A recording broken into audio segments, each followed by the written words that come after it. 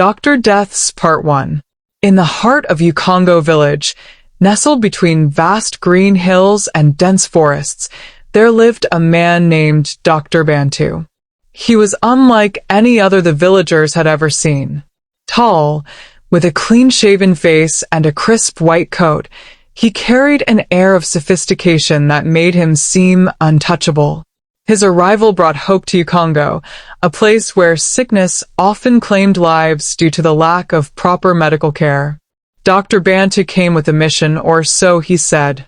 "I am here to serve you," he proclaimed with a warm smile as he stood in the village square. "No one in this village will die of a preventable illness again.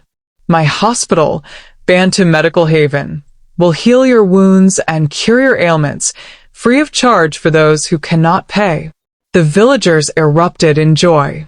Many had suffered for years, relying on herbs and charms that couldn't save their loved ones. Dr. Bantu's hospital, a magnificent two-story building with shiny windows and a large red cross on the roof, seemed like a beacon of salvation. Patients flocked to him. Women with fevers, children with broken bones, men with old injuries, all left his hospital singing his praises. Word spread, and soon even people from neighboring villages came seeking Dr. Bantu's miraculous touch. But beneath his charming smile and soothing words lay a sinister secret. One evening, a young farmer named Cole arrived at the hospital. Cole had been complaining of stomach pain for weeks and finally decided to seek help. Dr. Bantu welcomed him warmly, reassuring him that everything would be fine. After a brief examination, Dr. Bantu announced, "You'll need a minor surgery to remove an obstruction in your abdomen. It's nothing serious. You'll be home in 2 days." Cole hesitated but trusted the doctor. The surgery was scheduled for the next day.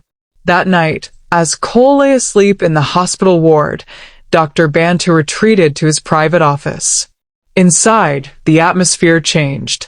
The warm, inviting doctor transformed into someone cold and calculating. He unlocked a steel cabinet filled with patient files, flipping through them until he found Cole's. "Male, healthy young," he muttered, a sinister smile creeping across his face. He pulled out a second file, labeled Organ Harvest Schedule. Cole's name was added to the list, his kidney marked for extraction. The next day, the surgery went as planned, or so Cole thought. When he woke up, Dr. Bantu assured him that the obstruction had been removed. "You'll feel weak for a few days, but it's normal after surgery," the doctor said. Cole returned home, but instead of recovering, his health deteriorated. His skin turned pale, and he grew weaker by the day. A month later, he passed away in his sleep. His wife, Ada, was heartbroken. As the days turned into weeks, strange rumors began to circulate in Ukongo. Cole's was not the only case. Other patients reported feeling weaker after surgeries, and a few had even disappeared entirely. Some villagers whispered about curses or evil spirits, but Ada couldn't shake the feeling that something was wrong. She decided to investigate. Late one evening, she returned to the hospital under the guise of seeking treatment for a headache. While Dr. Bantu attended to other patients, Ada wandered the hallways, peeking into locked rooms.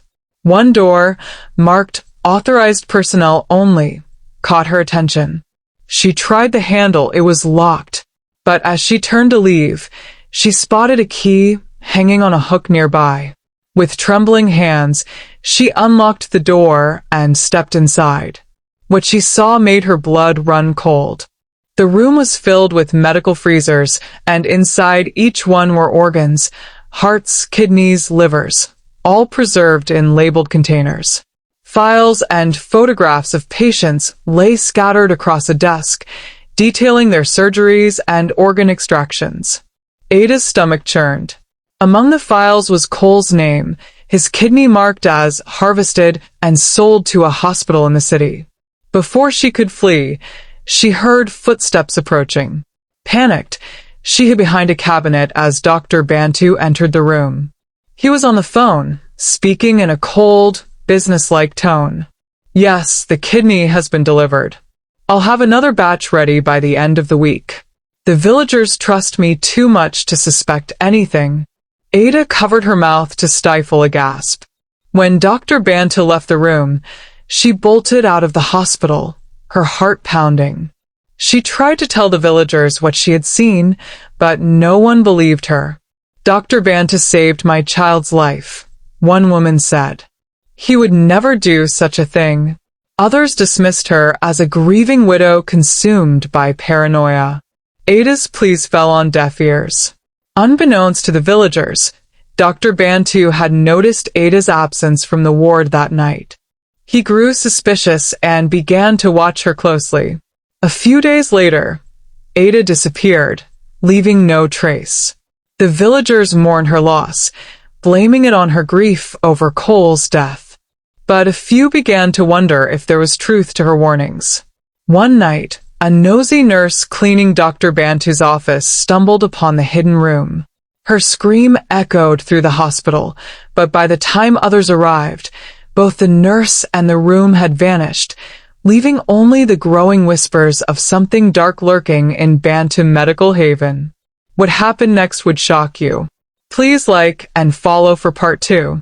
Do well to share and leave a comment.